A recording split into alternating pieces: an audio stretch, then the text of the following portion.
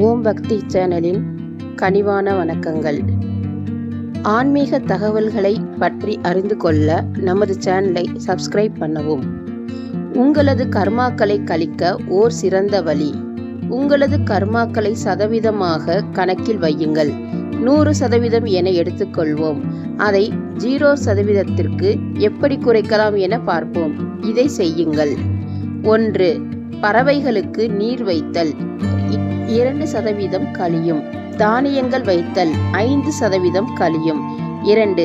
நாய்களுக்கு உணவளித்தல் 32% குறையும். மீன்களுக்கு உணவளித்தால் 20% கழியும். 4. குரங்குகளுக்கு உணவளித்தால் 36% குறையும். 5. குதிரைகளுக்கு உணவளித்தால் 64% கழியும். 6. யானைகளுக்கு உணவு அளித்தால் 68% கழியும். 7. பசுக்களுக்கு உணவளித்தால் 86% குறையும். 8.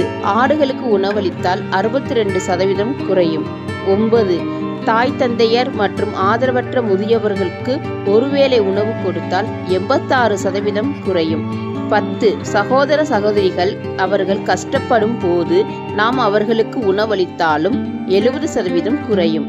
11. கர்ப்பஸ்திரிகளுக்கு 78% குறையும். ஒருவேளை உணவுக்கே வழி இல்லாதவர்க்கும் 70% குறையும். கணவன் அல்லது மனைவி ஒருவருக்கொருவர் உணவளித்தால் 48% குறையும். அனாதை முதியோர் இல்லங்களுக்கு 75% குறையும். நோயாளிக்கு 93% குறையும். மரம் செடி கொடிகளுக்கு நீர் ஊற்றுதல் 90% குறையும். திருமணம் செய்து வைத்தல், ஏழை மாணவர்களுக்கு கல்வி போன்ற பல புண்ணிய காரியங்களுக்கு உதவுதல், இவைகளுக்கு துன்பம் விளைவித்தால் அப்படியே 3 மடங்கு கர்மா அதிகரிக்கும். சரி, இனி ஆன்மீக ரீதியாக பார்ப்போம். 1. கோவில் மயில்களுக்கு 2. காகத்திற்கு 3. கோயில் சேவல்களுக்கு 4. கோயில் யானைகளுக்கு 5. கோயில் குளத்தில் உள்ள மீன்களுக்கு 6. கோயில் பூசாரி பிராமணர்கள் உறவு 8. விசேஷ காலங்களில் அக்கம் பக்கத்தினருக்கு 9. கோயில் அன்னபாலிப்பதற்கு 10. அன்னதானத்திற்கு உதவுதல் 11. கோயில் கட்டுமானங்களுக்கு உதவுதல் 12. கோயில் விளக்கிற்கு எண்ணெய் கொடுத்தல் 13. கோயில் வாசலில் யாசகம் எடுப்போருக்கு உணவு 14. இறைவனுக்கு பூமாலை 15. முன்னோர்கள் வழிபாடு 16. மறைத்த தாய் தந்தையர்களுக்கு திதி 17. ஏழை மாணவர்களுக்கு படிக்க. தெய்வங்களை பற்றி அறிதல், புராணங்கள் அறிதல் மற்றும் கோயில் கும்பாபிஷேகத்திற்கு உதவுதல் அல்லது விழாவிற்கு சென்று இறையை உணர்தல் போன்ற எந்த ஒரு விஷயத்தை செய்தாலும் 99% கர்மாவை கழிக்கலாம்.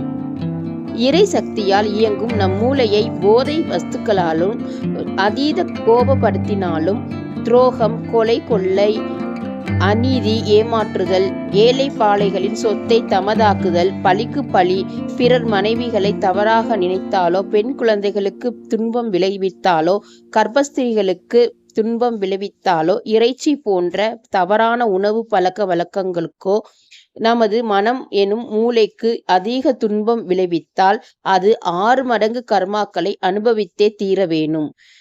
இதற்கு கர்மா கழித்தல் இல்லை.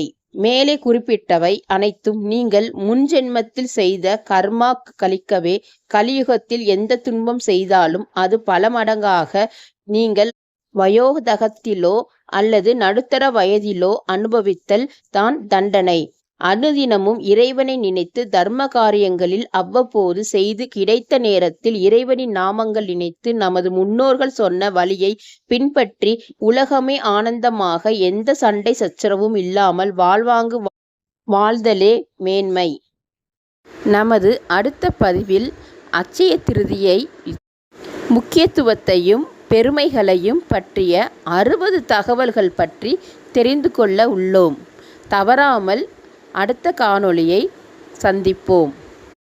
ஓம் நம சிவாய நமக.